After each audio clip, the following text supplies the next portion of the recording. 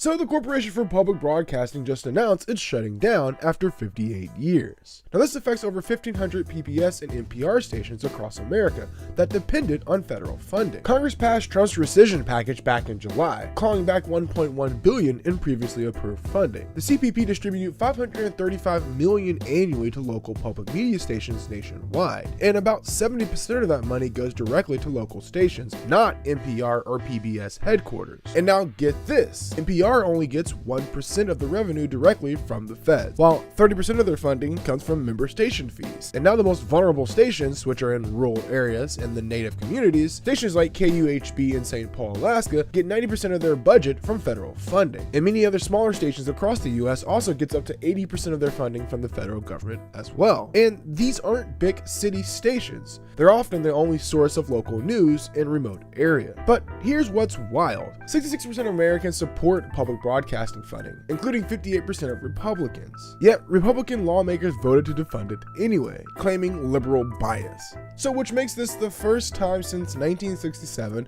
that Congress has refused to fund public broadcasting. And now this ripple effect will hit children's educational programming, emergency communications nationwide, and local journalism. But just remember, America, Republicans would rather fund a $200 million gold ballroom than Daniel the Tiger.